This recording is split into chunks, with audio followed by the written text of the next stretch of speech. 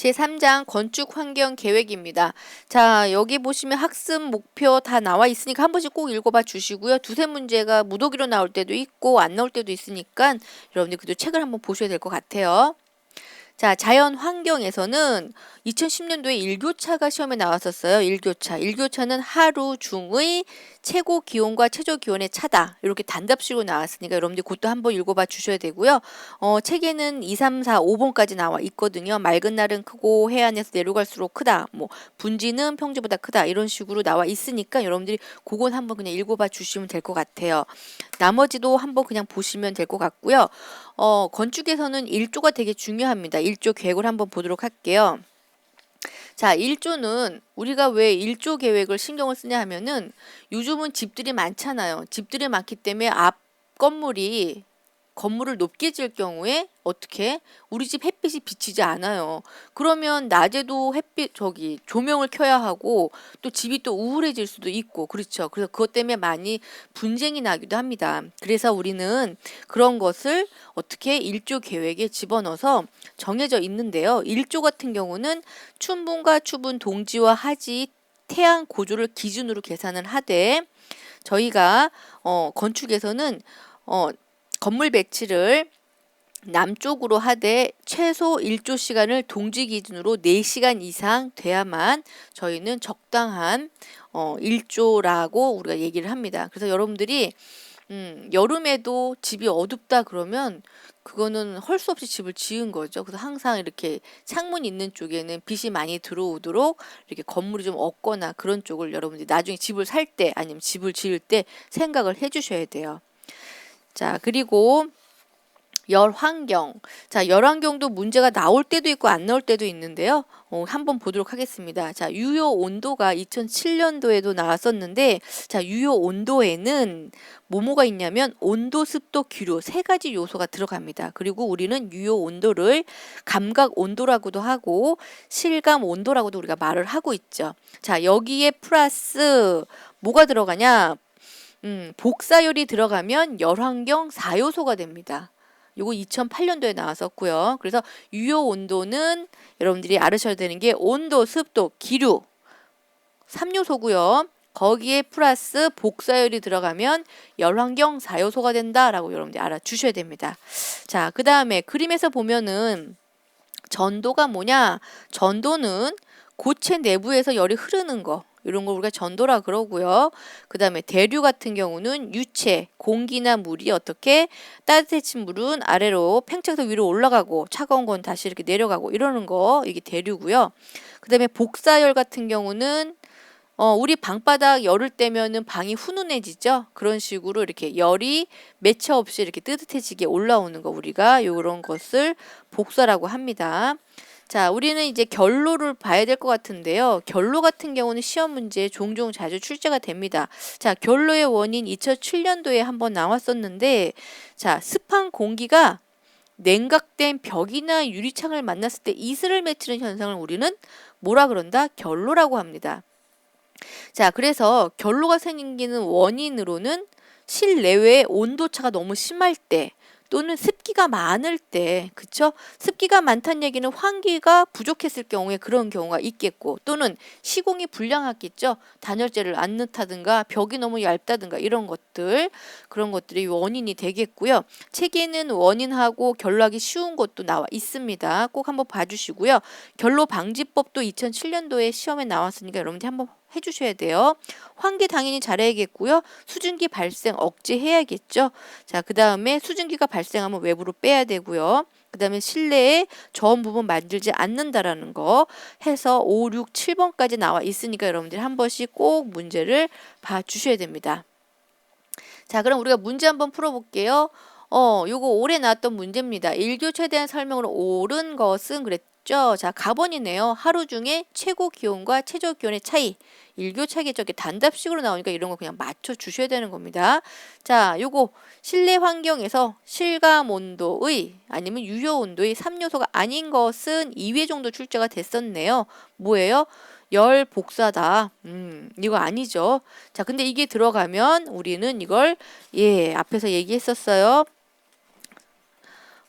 앞에서 우리가 뭐라 그랬냐면 열환경 4요소라 그랬어요. 복사 10가지 해서 여러분들 그거까지 꼭 같이 외워주시면 될 것 같습니다. 자, 그러면 공기 환경에서 우리가 보도록 하겠습니다. 공기 환경 같은 경우는 실내 공기의 원인이 시험에 나왔었는데요. 원인은 뭐냐? 이산화탄소 농도가 올라갔을 때 우리는 그거를 우리가 오염의 척도라고 얘기한다라고 했거든요. 10년도에 시험에 나왔습니다. 이산화탄소의 농도입니다.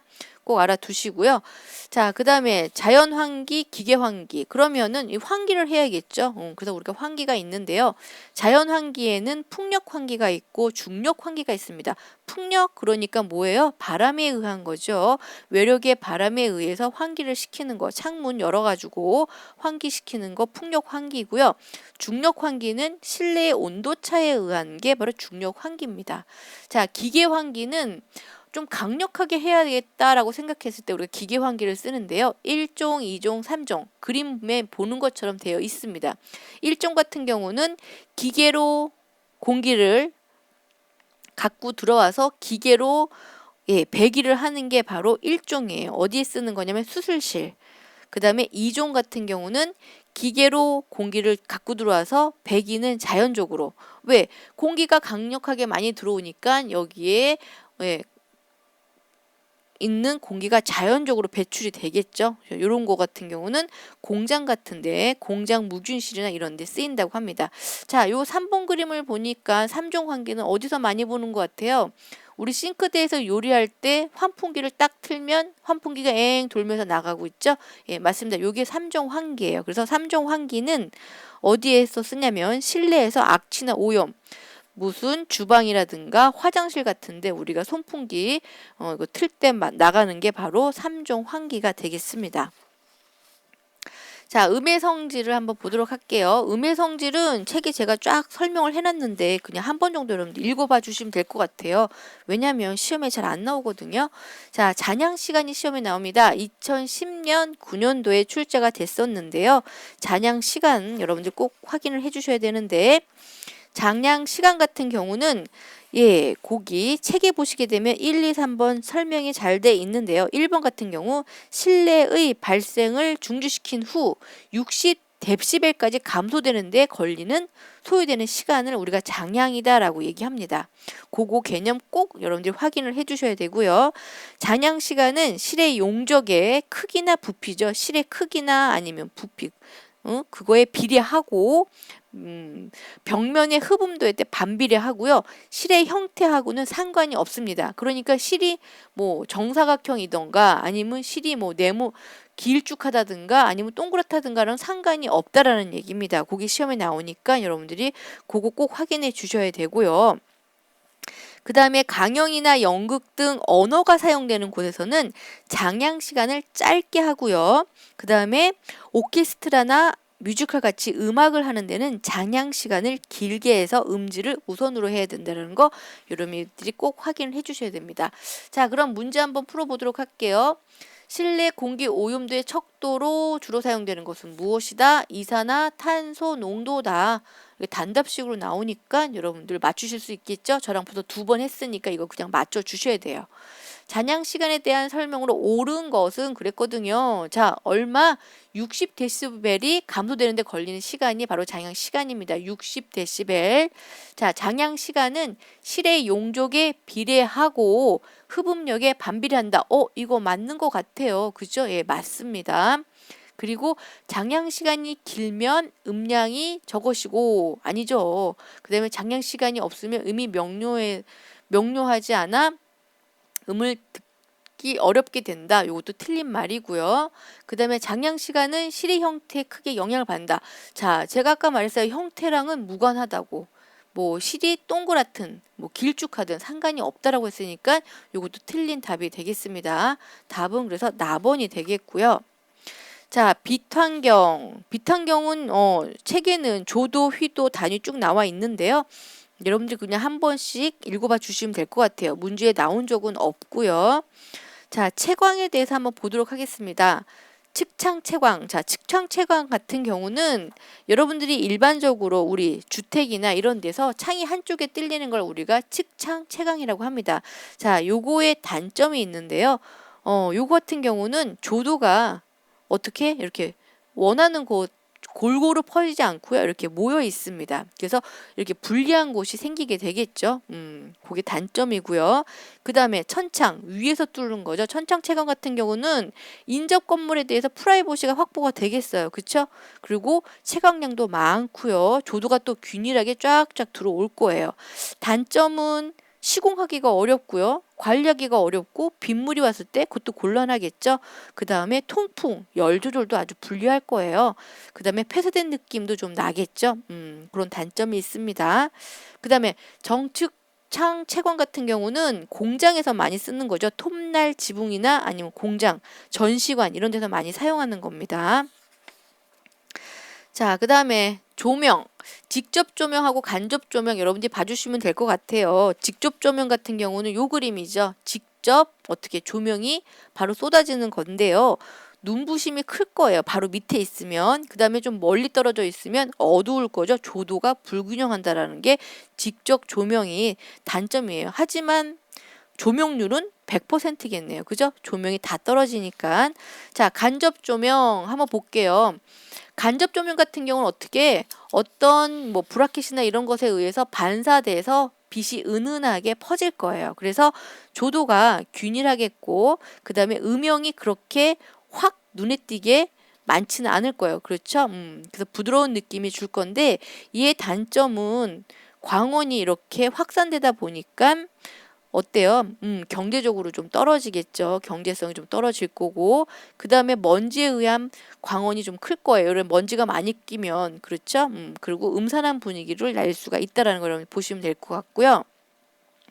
건축에서는 건축화 조명이 있는데 자, 그 건축화 조명의 개념을 여러분들이 좀 알아두셔야 될 것 같아요. 건축화 조명은 천정이나 아니면 벽, 기둥, 건축물 내부에 조명기구를 아예 붙여버리는 겁니다. 이런 식으로. 그래서 건물 내부와 일체로 하는 조명을 우리가 건축화 조명이다 라고 되어 있습니다. 자, 단점은 시설비가 많이 들 것 같고요. 그 다음에 우리가 어떻게 만약에 불량한 이런 전등이 나왔을 때 이런 거 같은 거 교체할 때 이것도 돈이 많이 들 것 같죠? 예, 그런 점이 있다 하시면 될 것 같고 자, 조명 설계 우선 이 조명 설계를 할 때는 이 실의 조도가 어느 정도가 되는지 결정을 먼저 해야 될 겁니다. 그쵸? 각각 실에마다 용도에 따라서 다 조도가 다르기 때문에 소요 조도를 먼저 결정해야 될 것 같고 그 다음에 조명 방식을 뭘로 할 건지 그 다음에 광원을 선정하시고요. 조명 기구 선정한 다음에 배치에 들어가고 검토할 거죠. 자, 2006년도에 이렇게 시험에 나왔으니까 여러분들이 봐주시면 되고요. 나머지 문제도 여러분들이 한 번씩 꼼꼼히 풀어봐 주시면 될 것 같습니다.